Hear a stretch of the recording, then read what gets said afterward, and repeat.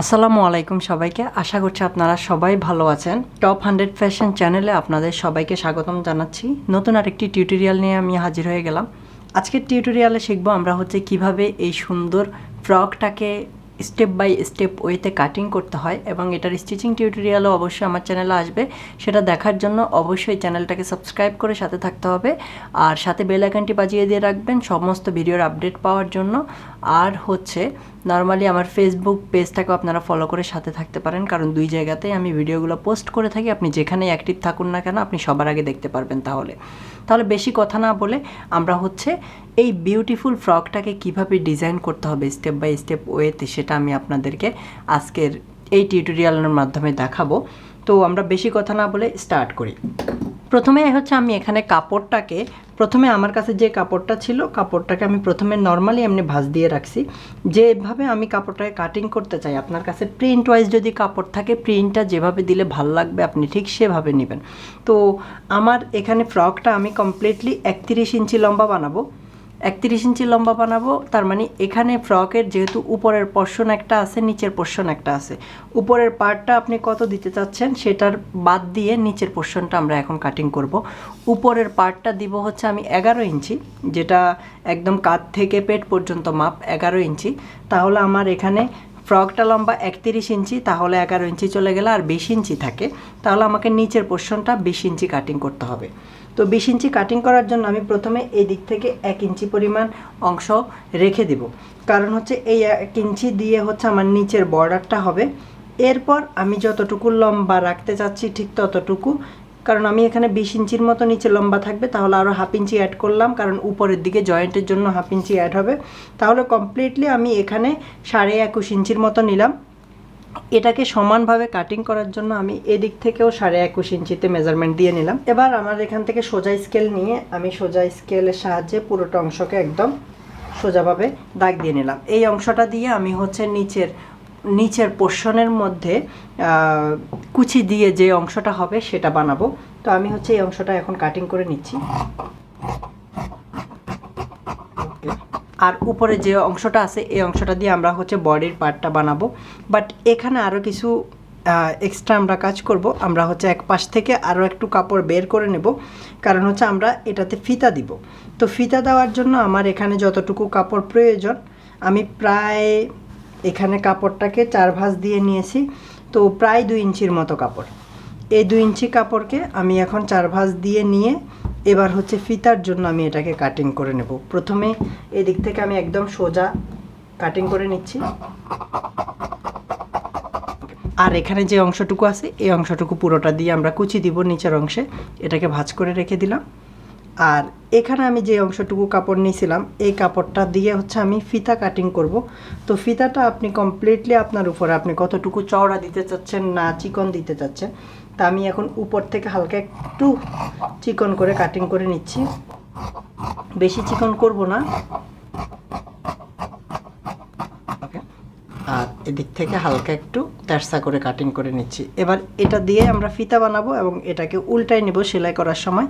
তাহলে আমাদের ফিতাও কাটিং শেষ, নিচের পোর্শনটাও কাটিং শেষ। এবার আমরা ফ্রকটার উপরের পোর্শনটাকে কাটিং করব। বাট উপরের পোর্শনটা কাটিং করার জন্য আমরা প্রথমেই সামনের অংশটা কাটিং করব, কারণ পিছনের অংশে আমরা এই সুন্দর চেনটা বসাবো। এই চেনটা কিভাবে বসাতে হবে সেটার স্টেপ বাই স্টেপ টিউটোরিয়ালও আমার চ্যানেলে আসবে, আপনারা সেটা স্টেপ বাই স্টেপ দেখবেন।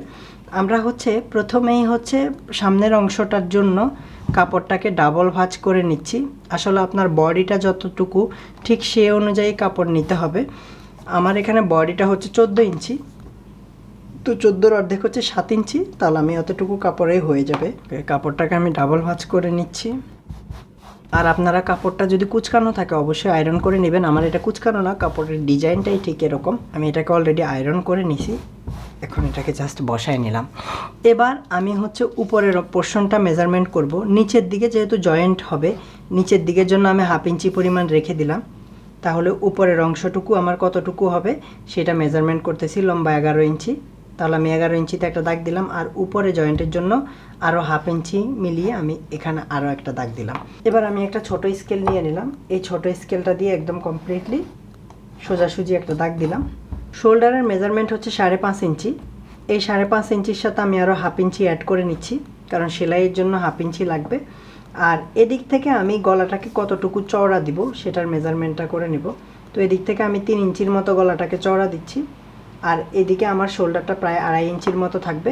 আপনারা চাইলে শোল্ডারটাকে এদিক থেকে হাফ ইঞ্চি পরিমাণ একটু ডাউন করে নিতে পারেন। ওকে, ডাউন করে নেওয়ার পর আমি এদিকে হচ্ছে আর্ম হোলের মেজারমেন্টটা করব। আর্ম হোলটা আমি এদিক থেকে প্রায় 5 ইঞ্চির মতো রাখতেছি, 5 ইঞ্চি। এরপর এই দাগটাকে আমি কমপ্লিটলি একদম সোজা না টেনে এটাকে প্রায় হাফ ইঞ্চির মতো বা কোয়ার্টার ইঞ্চের মতো একটু ভিতরের দিকে টানতেছি। এরপর আমাকে হচ্ছে বডির মেজারমেন্টটা করে নিতে হবে। আমার এখানে বডির মেজারমেন্টটা হচ্ছে 14 ইঞ্চি, তো আমি 14 ইঞ্চিতে বডির মেজারমেন্টটা করে নিলাম। এরপর এদিক থেকে রাউন্ড শেপটা দিয়ে দিলাম। এবার আপনি যদি চান তাহলে হচ্ছে আর্ম হোলটা মেজারমেন্ট করে নিতে পারেন প্রায় 6.5 মতো, যেটা কমপ্লিটলি হয়ে যাবে। আমি যদি এদিকে আরও হাফ ইঞ্চি পরিমাণ সেলাই করি তখন দেখা যাবে যে এটা কমপ্লিটলি হয়ে যাচ্ছে। এবার আমাদেরকে পেটের মেজারমেন্টটা করতে হবে। পেটের মেজারমেন্টটা হচ্ছে 13 ইঞ্চি, তাহলে 13 ইঞ্চির অর্ধেক হচ্ছে 6.5 ইঞ্চি। 13 ইঞ্চিতে দাগটা দিলাম। এবার এই দুটোটা দাগকে আমি প্রথমে মিলাই নিচ্ছি। ওকে, আর এদিক থেকে আমি সবসময় বলি যে এদিক থেকে হাফ ইঞ্চি পরিমাণ একটু করবেন, রাউন্ড শেপ দিয়ে নেবেন, কারণ অনেক সময় দেখা যায় ড্রেসটা পরার পরে পাশটা একটু নেমে থাকে, ওইটা যাতে না হয়, ওই সিস্টেমটা না হয়, ওই জন্য আমরা এদিক থেকে হাফ ইঞ্চি একটু রাউন্ড শেপ দিয়ে নেব। এবার আমরা কাটিং করে নিচ্ছি।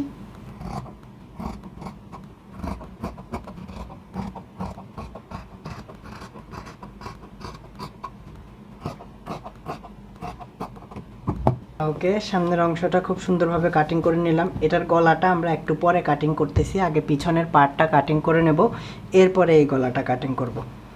পেছনের পার্টটা কাটিং করার জন্য আমাদের কাছে যে কাপড়টা আছে এই কাপড়টাকেই আমরা আবার ডাবল ভাঁজ দিয়ে নিচ্ছি। তো পেছনের পার্টটাকে কাটিং করার জন্য আমরা কাপড়টাকে ডাবল ভাঁজ করে নিছি।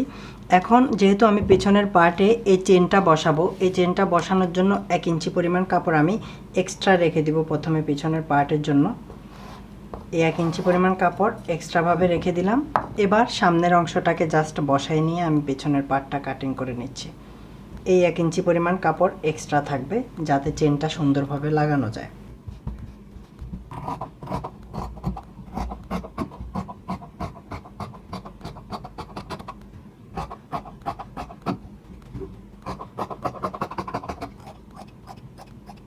পুরো অংশটাকে কাটিং করার পর এবার হচ্ছে আমরা গলাটাকে কাটিং করব।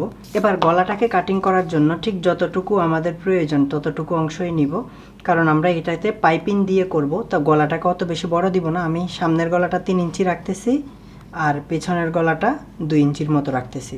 তারপর আরও হাফ ইঞ্চি পরিমাণ যখন পাইপিং দিয়ে সেলাই করব হাফ ইঞ্চি পরিমাণ আরও বড় হবে। তো প্রথমে পেছনের গলাটা কাটিং করে নিচ্ছি। যে ফ্রেঞ্চ কার্ভটা আছে এই ফ্রেঞ্চ কার্ভটা দিয়ে আমরা রাউন্ড শেপ দিয়ে দিচ্ছি।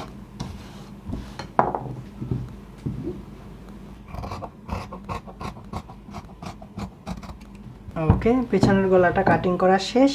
এবার আমরা সামনের গলাটাকে রাউন্ড শেপ দিচ্ছি। আমরা সামনের গলাটা 3 ইঞ্চির মতো কাটতেছি আর পেছনের গলাটা 2 ইঞ্চির মতো কাটিং করতেছি, যাতে সেলাই করার পর এটা কমপ্লিটলি সেম মাপেই থাকে।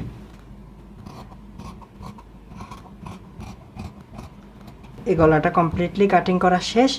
এবার আমরা চাইলে পেছনের অংশটা সরিয়ে নিয়ে সামনের অংশে আরও কিছু মেজারমেন্ট বাকি আছে সেটা করে নিব।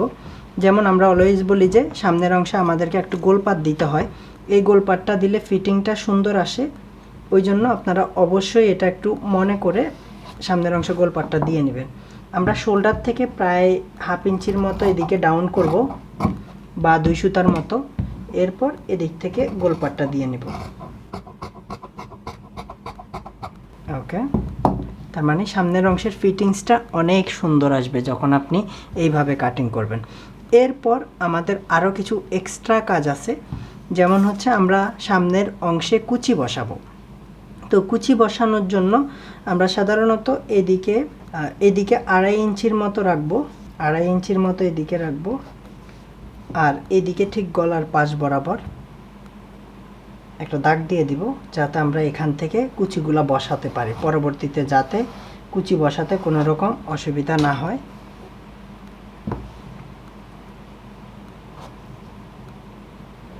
তো তারপর এদিক থেকেও দাগটা দিয়ে রাখতেছি আমি এখনই, যাতে পরে কুচিটা খুব সুন্দরভাবে বসানো যায়। ওকে, এই 2 দাগের মধ্যে আমরা হচ্ছে কুচি বসাবো। তো আমাদের দোনোটা ড্রেস কি বলি, সামনের অংশ পেছনের অংশ কাটিং করা শেষ। এবার আমাদের নেক্সট কাজ হবে কুচির জন্য আমাদের যে এক্সট্রা কাপড়টা লাগবে সেটা আমরা এই ফ্রকের মধ্যে কোনো রকম কোনো স্লিভস দিব না, স্লিভলেস ফ্রক হবে। এবার আমাদের কাছে এখানে এক্সট্রা এই কাপড়টুকু আছে, এই কাপড় দিয়ে আমরা কুচির জন্য কাটিং করে নেব আলাদাভাবে। সামনের মধ্যে কুচি দেওয়ার জন্য আমাদের কাছে এই এক্সট্রা কাপড়টুকুই আছে, এখানে প্রায় 12 ইঞ্চির মতো আছে। তো আমরা এই কাপড়টুকুকে প্রথমে 3 ভাগ করে নিচ্ছি।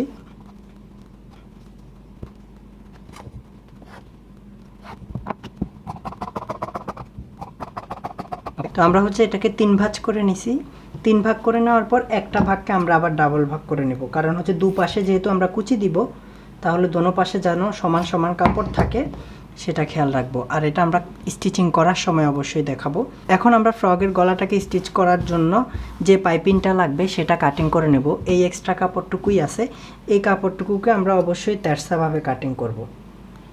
আর ফ্রকের গলাটা যাতে সুন্দরভাবে দিতে পারি আমরা, ওই জন্য একদম প্রায় এখানে আমি প্রায় 1.5 ইঞ্চির মতো কাটিং করতেছি, বা 1.5 ইঞ্চির চেয়ে একটু বেশি, প্রায় 2 ইঞ্চির মতো এখানে আমার কাছে যে স্কেলটা আছে স্কেলের মেজারমেন্ট অনুযায়ী কাটিংটা করতেছি।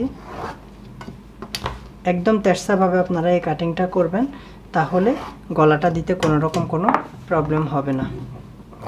আমার এখানে বেশি কাপড় নাই, ওই জন্য আমি হচ্ছে জয়েন্ট দিয়ে নিব। আর আপনাদের বড় কাপড় থাকলে আপনারা অবশ্যই জয়েন্ট ছাড়া করবেন।